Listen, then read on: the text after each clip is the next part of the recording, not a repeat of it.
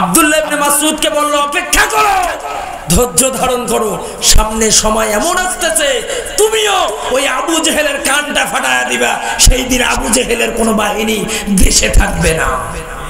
কথা বলেন না কেন? আমরাও বলে এসেছি আপনাদের দলগ্রামে যে জীবের হাট বাজারের পূর্ব দিকে, আমিও এই দিন বলেছিলাম, আমার ওয়াজ এখনো রেকর্ড আছে, আমি সেই দিন বলেছিলাম মনে রাখবেন দলগ্রামের মুসলমান, সামনে এমন একটা সময় আসবে এর গোষ্ঠী বাংলার জমিনে থাকবে না। কথা বলেন ঠিক কিনা? আজকে খেয়াল করেন 2 বছরের ব্যবধানে আওয়ামী লীগের গোষ্ঠী বাংলা ছাপ হয়ে গেছে। কথা বলেন ঠিক কিনা? এরাও যেমন ওই যে আব্দুল্লাহ ইবনে মাসউদকে আবু জেহেলের গোষ্ঠীরা যে থাপড়ায় কান দিয়ে রক্ত বাহির করে দিয়েছে, আমরাও বলেছিলাম অপেক্ষায় আছি, অপেক্ষায় আছি। আল্লাহ তাআলা তার বাস্তব আমাদেরকে দেখাইলেন। অতএব ক্ষমতার বড়াই করা যাবে না। এ ভাই কথায় কান দেন, ক্ষমতার বড়াই করা যাবে? ক্ষমতার বড়াই করা যাবে না। আল্লাহর পয়গম্বর মুহাম্মদুর রাসূলুল্লাহ সাল্লাল্লাহু আলাইহি ওয়াসাল্লামের ছোট্ট একজন সাহাবী, প্রতিবন্ধী সাহাবী, আল্লাহু আকবার বলেন। প্রতিবন্ধী মানে আমাদের সমাজে যাদেরকে আমরা প্রতিবন্ধী বলি, প্রতিবন্ধী বলতে খাটো মানুষ কিন্তু বয়স অনেক আছে না নাই, এদেরকে আমরা কি বলি? প্রতিবন্ধী বলি। তার নাম হলো আব্দুল্লাহ ইবনে মাসউদ রাদিয়াল্লাহু তাআলা আনহু। এই আব্দুল্লাহ ইবনে মাসউদ রাদিয়াল্লাহু তাআলা আনহু, আমার ভাইরা, এই কোরআনুল কারীমে একটা সূরার নাম সূরা রহমান, জানেন কি? সূরা রহমান আছে না নাই? আওয়াজে বলেন আছে না নাই? এই কোরআনের ভিতরে সূরা রহমান মোস্ট ইম্পর্টেন্ট একটি সূরা, খুব গুরুত্বপূর্ণ একটা সূরা। শুরুর দিকে আল্লাহ তাআলা এত চমৎকার কিছু কথা বলেছেন। আল্লাহ তাআলা নিজে দায়িত্ব নিয়ে আপনাকে এই বায়ান শিখিয়েছেন, কথা শিখিয়েছেন। এই জবান দিয়ে জরিনা সকিনার গান গাই আমরা মুসলমান। কথা বলেন না কেন?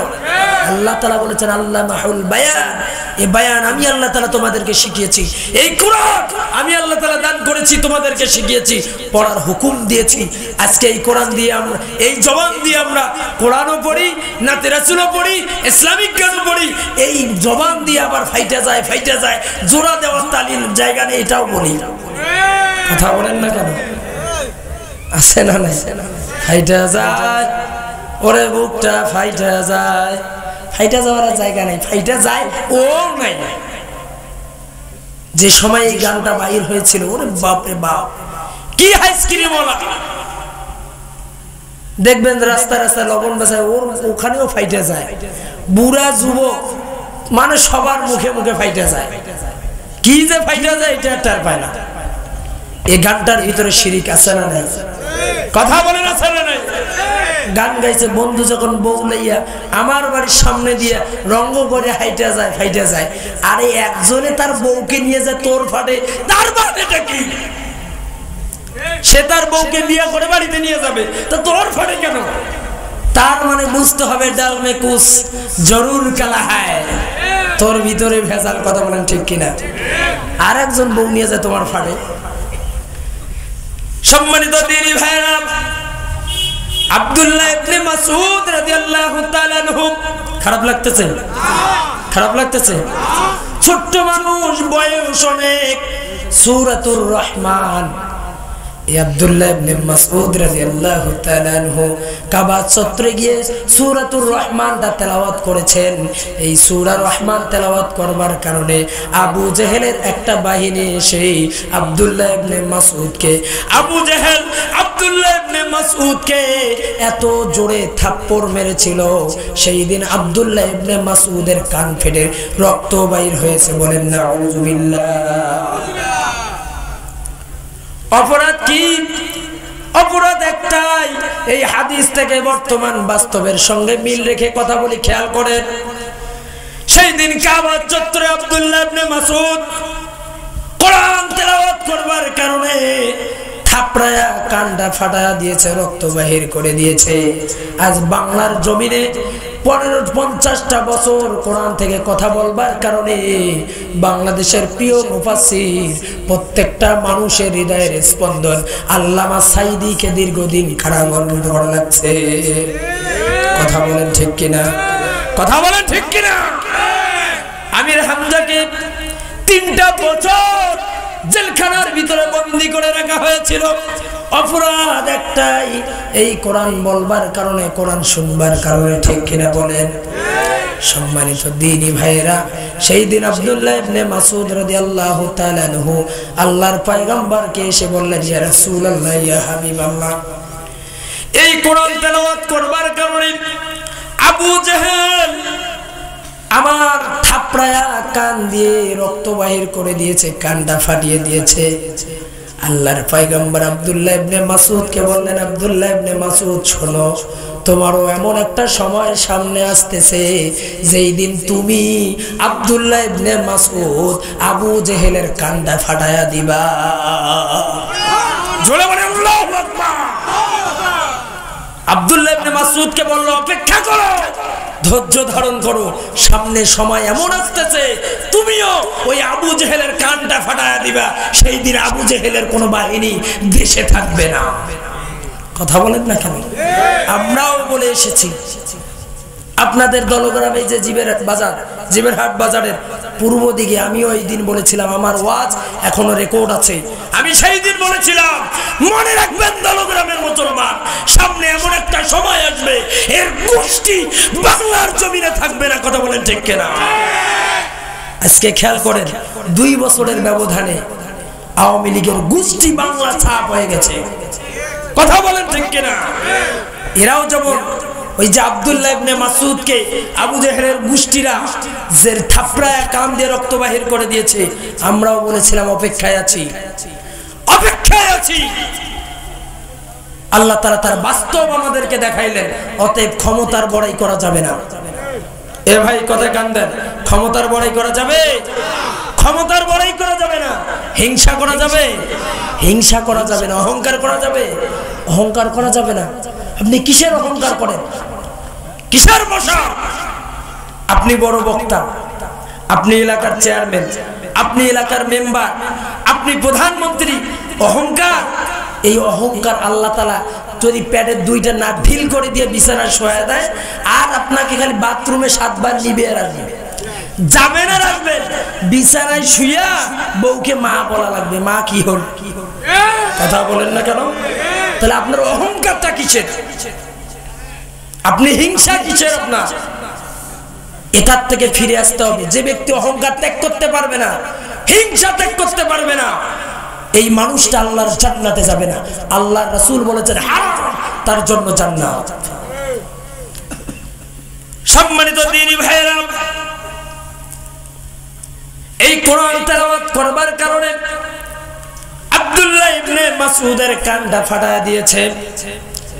আব্দুল্লাহ ইবনে মাসউদ রাসূল সাল্লাল্লাহু আলাইহি ওয়াসাল্লামকে এসে বললেন, ইয়া রাসূলুল্লাহ, ইয়া হাবিবাল্লাহ, আমার কান দিয়ে রক্ত বাইর হচ্ছে। আল্লাহর পয়গম্বর বললেন, আব্দুল্লাহ, অপেক্ষা করো, অপেক্ষা করো, এমন একটা সময় আসবে যেই দিন তুমি আবু জেহেলের কানটা ফাটায়া দিবে, কিচ্ছু করতে পারবে না। সময় চলে এসেছে। সম্মানিত দ্বীনি ভাইরা, বুঝে থাকলে বলেন, ইসলামের প্রথম যুদ্ধটা তার নাম কি? কিসের যুদ্ধ? মনে নাই? এই স্কুলের ভাইরা, আপনাদেরকে ইতিহাস পড়ানো হয়নি? বদরের যুদ্ধের ইতিহাস পড়েন নাই? পড়েছেন? আল্লাহর পয়গম্বর হিজরত করে মদিনায় চলে গেলেন, আবু জেহেলের সঙ্গে যুদ্ধ। এই যুদ্ধে আল্লাহর রাসূলের ছোট্ট ছোট্ট 2টা সাহাবী, সময় লম্বা হয়ে যাচ্ছে, আমি কি বলবো? কিছুক্ষণ বলি নাকি? কিছুক্ষণ বলবো? আজকে তো আমরা একটা বিক্ষোভ মিছিল দেখলে ভয় পেয়ে বাড়িতে এসে বসে থাকি, বাবা ওটি যাওয়া যাবে না, কি বা হয়? এ ভাই, দুনিয়া কয়দিনের? কয়দিন বাঁচবেন? পৃথিবীতে এসেছেন, মৃত্যুবরণ করা লাগবে। কথা বলেন ঠিক কিনা? মৃত্যু একদিন আছে। বদরের যুদ্ধের দামামা বেজে উঠল। আল্লাহর রাসূলের ছোট্ট ছোট্ট 2টা সাহাবী, সাহাবীর সন্তান 2টা ছোট্ট ছোট্ট, আল্লাহর রাসূলকে এসে বললেন, ইয়া রাসূলুল্লাহ, ইয়া হাবিবাল্লাহ, আমরা মাঝ মুয়াজ 2 ভাই, আমার আব্বা তো নাই, ইন্তেকাল করেছেন। ওগো আল্লাহর নবী, যেহেতু বদরের যুদ্ধের ঘোষণা আপনি দিয়েছেন, যুবক ভাইরা কান লাগান, যেহেতু আপনি যুদ্ধের ঘোষণা দিয়েছেন, আমার মা বোনেরা আপনারাও কান লাগান। এই ইতিহাসের ভিতরে আপনাদেরও শিক্ষা রয়েছে। আপনাদের সন্তানদেরকে আপনারা কি করবেন? মাঝ মুআজ ছোট্ট ছোট্ট দুইটা বালক আল্লাহর রাসূলের কাছে এসে বললেন, ইয়া রাসূলুল্লাহ, ইয়া হাবিবাল্লাহ, আমাদের বাবা ইন্তেকাল করেছেন, আপনি অনুমতি দিলে আমরাও আপনার সঙ্গে যুদ্ধের ময়দানে যেতে চাই। বলেন আল্লাহু আকবার, জোরে বলেন আল্লাহু আকবার। আল্লাহর পয়গম্বর বললেন, না, তোমরা ছোট্ট মানুষ, তোমাদের যুদ্ধের ময়দানে যাওয়া যাবে না। দুই ভাইয়ের মধ্যে যেটি বড় ভাই দাঁড়িয়ে গেলেন, ইয়া রাসূলুল্লাহ, ইয়া হাবিবাল্লাহ, আমি তো একটু বড়, আমি যুদ্ধের ময়দানে যেতে চাই। সুবহানাল্লাহ বলেন।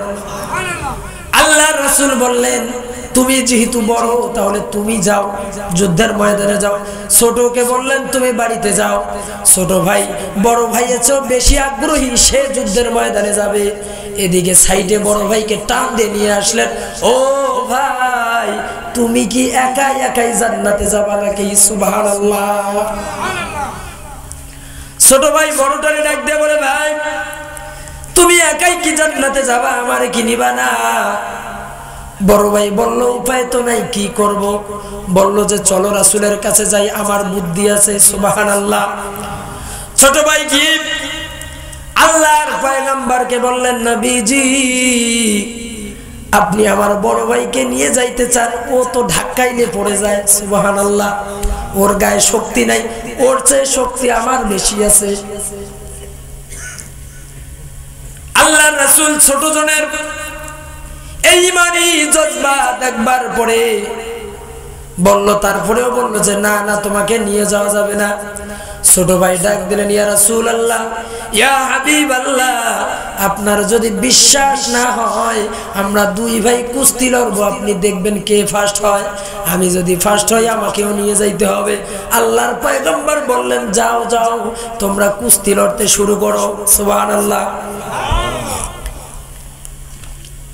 দুই ভাই লড়তে শুরু করলেন। এক পর্যায়ে ছোট ভাই বড় ভাইয়ের কানে কানে বলল, ভাইজান, আমি তো কোনোদিন আপনার সঙ্গে পাবো না। ও ভাই, একসঙ্গে জান্নাতে যাব, এই জন্য তোমাকে বলি, মেহেরবানি করে তুমি একটু নিচে পড়ে যাও, আর আমি তোমার ছোট ভাই একটু বুকের উপর বসতে চাই, একসঙ্গে জান্নাতে যেতে চাই। ছোট্ট মানুষ কি ইমান, আর আমাদের ইমানটা কি ভাই? আমাদের যে ইমান, এই ইমানে কত দূর পর্যন্ত যাওয়া যায় একটু চিন্তা করে দেখেন আপনি। কোন জায়গায় যাব আমরা? যে ইমান আমাদেরকে মসজিদ আনতে পারে না, এই ইমান নিয়ে কি জান্নাত পর্যন্ত যাওয়া যায়? কথা কয় না কেন? দুই ভাইয়ের দৃশ্য দেখবার পরে আল্লাহর পয়গম্বর বললেন, মাঝ মুআজ দাঁড়াও, আমি বুঝতে পেরেছি, তোমাদেরকে অনুমতি দিলাম, যাও তোমাদের মায়ের কাছ থেকে বিদায় নিয়ে আসো, তোমরা বদরের ময়দানে যুদ্ধ করবা। সুবহানাল্লাহ। দৌড় দিয়ে দুইটা ভাই মায়ের কাছে গেছে। আমার মা বোনেরা, আপনি আপনার সন্তানকে কোন পথে দিচ্ছেন, কোন বিদ্যা শিক্ষা দিচ্ছেন, একটু খেয়াল করেন। মাঝ মুআজের মা বলল যে, বাবা, তোমরা আল্লাহর রাসূলের পক্ষে থেকে শহীদ হবা, এটাই আমি চাই। সুবহানাল্লাহ। আমার বুক খালি হবে হোক, আমার যদি বুকটা খালি হয় হোক। দুনিয়াতে যদি সন্তান না থাকে কোনো অসুবিধা নাই, অন্তত কিয়ামতের ময়দানে আল্লাহর সামনে দাঁড়িয়ে যেন এই কথাটা বলতে পারি, আল্লাহ, ওই বদরের প্রান্তরে গিয়ে আমার দুইটা সন্তান শহীদ হয়েছে, আমি শহীদের মা। চিন্তা। আর আজকে আমাদের সন্তানদের হাতে ইসলামিক বই দেখলেও ভয় লাগে, বাবা এই বই নিয়ে কোথাও যাস না, পুলিশ দেখলে আবার জঙ্গি মামলা দিবে। কথা বল না কেন? এই যে আমাদের চিন্তা, এখন নাই কিন্তু কিছুদিন আগে ছিল। কথা বলে না, ছিল কি ছিল না? এজন্য বলি আমার মায়েরা, সন্তানদেরকে আগে যদি শিক্ষা দিতে হয়, ও মা আপনার পায়ে হাত রেখে বলি, যাদের সন্তান আছে তাদের পায়ে হাত রেখে বলি, মেহেরবানি করে আপনার সন্তানকে আগে কোরআন শিক্ষা দিবেন। দিবেন তো ইনশাআল্লাহ? কথা কোন কেন?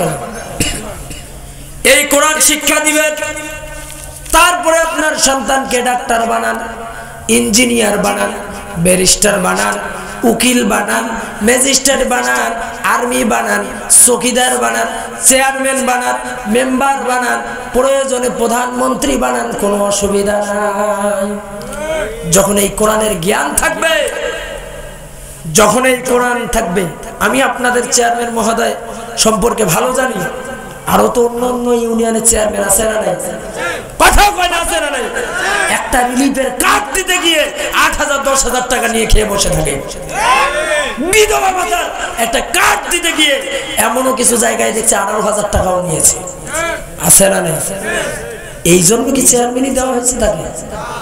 তার মানে হলো তার ভিতরে আল্লাহর ভয় নাই, এই কোরআনের শিক্ষা নেই। কথা কন না কেন? আপনি রংপুরে যান, একটা রোগী নিয়ে রংপুরে যান, এমন একটা অবস্থা, রংপুরের মাটিটাও টাকা চায়। কথা কন না কেন? মিথ্যা কথা বলতেছি মনে হয়? রংপুরের মাটিও মনে হয় টাকা চায়, দালালের অভাব নাই। কারণটা কি ভাই? কারণ হলো এই, ওদের ভিতরে কোরআনের জ্ঞান নেই। কোরআনের জ্ঞান যদি থাকতো, কোরআনের শিক্ষা যদি থাকতো, আল্লাহর ভয় যদি হৃদয়ে থাকতো, এরকম কাজগুলো করতে পারতো না। এজন্য আপনাদের পায়ে হাত রেখে বলি, আগে সন্তানদেরকে কোরআন শিক্ষা দিবেন, তারপরে আপনার যা ইচ্ছা বানান। শিক্ষা দিবে কি? পেটের ভিতরে সন্তান, মায়ে বলে আমার ছেলেকে আর্মি বানাবো, বাপে বলে আমার ছেলেকে আমি ডাক্তার বানাবো। এই যে আমাদের চিন্তাধারা, ওখান থেকে ফিরে আসে। সম্মানিত দিনী ভাইয়েরা, মাঝ মুআজ মায়ের কাছ থেকে বিদায় নেবে, মাকে সালাম করেছে, মা আমরা যুদ্ধের ময়দানে যাচ্ছি, দোয়া করো আমরা যেন শহীদ হতে পারি। মা 2টা খাজুর পাতা দিয়ে চাবুক বানিয়েছেন, চাবুক বানিয়ে সন্তানদের হাতে তুলে দিয়েছেন, ও সন্তান যাও যাও যুদ্ধের ময়দানে যাও, গিয়ে তোমরা শহীদ হওয়া। আল্লাহু আকবার। 2 জনে গেছেন। মজার ব্যাপার হলো এই, 2টা ছোট্ট মানুষ, 2 জনে গিয়া সব সাহাবীদেরকে ধরে আর বলে, চাচা যান আবু জাহেল কোনটা? সুবহানাল্লাহ। যারে দেখা পায় তারই কয় আবু জাহেল কোনটা। একজনে জিজ্ঞাসা করে, তোমরা যে 1.5 ব্যাটারি ট্যাবলেট, তোমরা আবু জাহেলকে দিয়ে কি করবা? বলল যে আমরা শুনেছি এই আবু জাহেল নাকি আমার রাসূলকে সবচাইতে বেশি কষ্ট দিয়েছে, আমরা নিয়ত করে এসেছি এই আবু জাহেলের গর্দান থেকে মাথাটাকে আলাদা করে দিব। বলেন আল্লাহু আকবার। কি মা!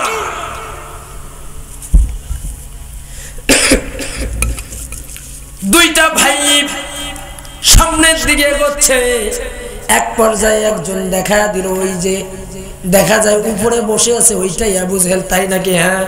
2 ভাইয়ে সঙ্গে সঙ্গে নেকড়ের মতো লাফ দিয়ে আবু জাহেলের কাছে চলে গেছেন।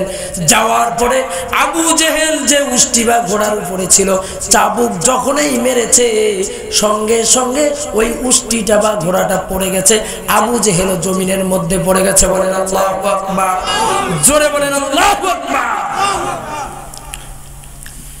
2 ভাইয়ে মিলে এই আবু জাহেলকে চাবুক মারতেছিল, মারতে মারতে এক পর্যায়ে আবু জাহেল জমিনের মধ্যে পড়ে গেছে। আল্লাহু আকবার। বড় ভাই মাছ এই আবু জাহেলকে যখন আঘাত করতে গেছে, আবু জাহেলের একটা বেটা ছিল, আবু জাহেলের ওই সন্তান এসে মাঝের এই জায়গার মধ্যে তরবারি দিয়ে আঘাত করবার কারণে, তরবারি খানের আঘাত পড়বার কারণে সঙ্গে সঙ্গে হাতটা আলাদা হয়ে গেছে। বলেন আল্লাহু আকবার। হাতটা আলাদা হয়ে গেছে, একটু চামড়ার সঙ্গে লেগেছিল, হাতটা নরদ বরদ এরকম করতেছিল, নাড়ানাড়ি করতেছিল।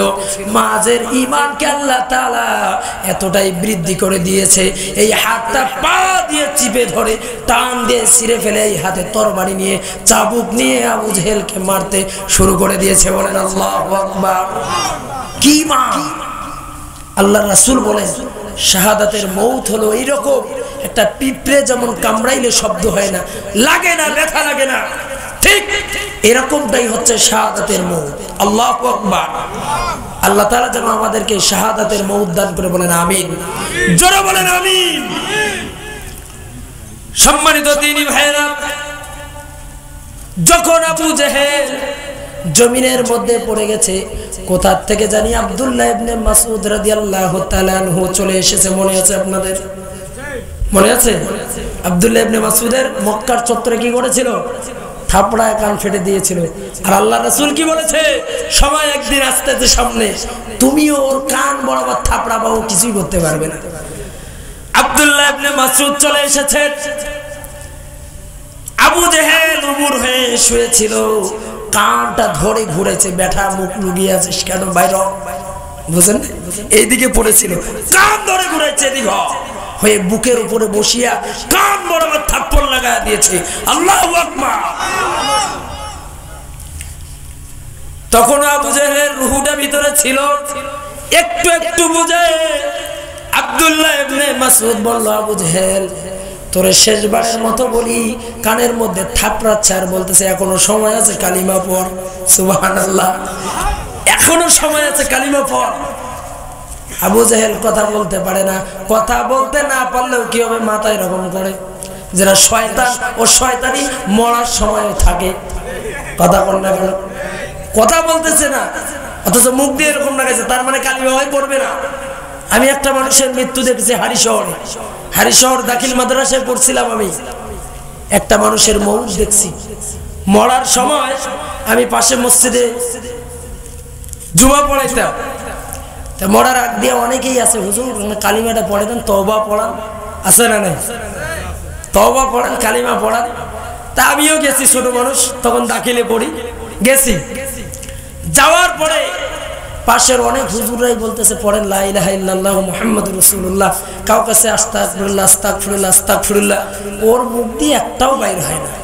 আমি একটু সামনে গেলাম, যাওয়ার পরে দেখলাম ওর ছেলেটাও বলতেছে আব্বা হুজুররা কি বলতেছে একটু পড়ো না। ও বলতে পারে না, মুখ দিয়ে কথা আসে না, এভাবে দেখাই দিচ্ছে। বুঝতে পারছে? বোঝেন না? এইভাবে দেখাই দিচ্ছে, ওর মুখ দিয়ে কথা আসে না, কিন্তু ঠিকই এই জায়গায় দেখাই দিচ্ছে। এটা কি খয়নি? তার মানে হলো শয়তান শয়তানই থাকবে, ওটা ভালো হওয়ার রাস্তা নাই। আবু জেহেল মাথা যখন নাড়ায়, আব্দুল্লাহ ইবনে মাসউদ রাদিয়াল্লাহু তাআলা আনহু আল্লাহর রাসূলের কাছে গেলেন। আল্লাহ রাসূলকে বলেন, ইয়া রাসূলুল্লাহ, ইয়া হাবিবাল্লাহ, আমি কিন্তু ওই আবু জেহেলের কান বরাবর থাপড়ায়া একটা দাওয়াত দিয়ে এসেছি। ও আল্লাহর পয়গম্বর, আবু জেহেল আপনার এই দাওয়াত গ্রহণ করে নাই। আবু জেহেল কি আল্লাহর রাসূল বললেন, যাও আর একবার চেষ্টা করে দেখো। সুবহানাল্লাহ বলেন, আর একবার যাও, যা চেষ্টা করে দেখো, যদি কালিমাটা পড়ে। আবার এসেছে হাদিস শরীফের ভিতরে এসেছে, এই আব্দুল্লাহ ইবনে মাসউদ রাদিয়াল্লাহু তাআলা আনহু আবু জেহেলের বুকের উপর বসে তিনবার এসে তাকে বলেছে, আবু জেহেল কালিমা পড়ো, কিন্তু কালিমা পড়ে নাই। তার কারণটা হলো এই, আল্লাহর রাসূল সাল্লাল্লাহু আলাইহি ওয়াসাল্লাম আল্লাহর কাছে দোয়া করেছিলেন, রব্বে কারীম, বর্তমান সময়ে দুইজন উমর আছে। কয়জন? আওয়াজে বলেন। একজন হলো হযরত ওমর ইবনুল খাত্তাব রাদিয়াল্লাহু তাআলা আনহু, আর একজন হচ্ছে আবু জেহেল। আল্লাহর কাছে দোয়া করেছিলেন, রব্বে কারীম, এই দুইজন উমরের মধ্যে একজন উমরকে আমার কাছে দান করো। আল্লাহ তাআলা হযরত ওমর ইবনুল খাত্তাবকে আল্লাহর রাসূলের কাছে পাঠিয়েছেন। বলেন সুবহানাল্লাহ। তাহলে ঈমানদার কাকে বলে? আপনারা বিরক্ত হচ্ছেন? বিরক্ত হচ্ছে? শেষ করে দিব। এখন আসেন, তাহলে এক নাম্বার কথা, শক্তিশালী হতে হবে, ঈমান মজবুত হতে হবে। এক নাম্বার কথা, চূড়ান্ত কথা, ঈমান মজবুত হতে হবে। এক নাম্বার। আরো লম্বা ঘটনা ছিল, ওইদিকে যাব না, যেহেতু সময় খুব কম পাবো, রাত অনেক হয়ে যাচ্ছে। সম্মানিত দ্বীনি ভাইরা, দুই নাম্বার যে আমলটা আল্লাহ পাক রব্বুল আলামিন বলেন ওয়া আমিলুস সালিহাত।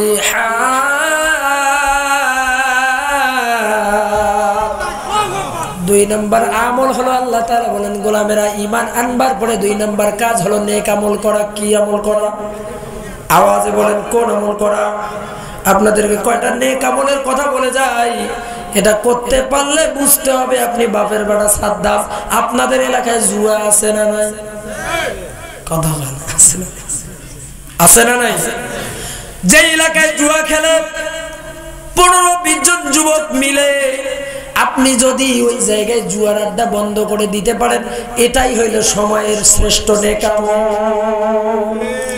যদি এই জুয়া বন্ধ করে দিতে পারেন, যে জায়গায় গাঁজার আসর আছে, মদের আসর আছে, বর্তমান যুবকদের কি দিয়ে সবটাই সম্ভব? কথা বল না কেন? এই জুয়া পর মদ পড়েছে, বড় খর হলো হাসিনা, সেটাকে বাংলার জমিন থেকে ভারতে পাঠিয়ে দিয়েছে। কথা কয় না?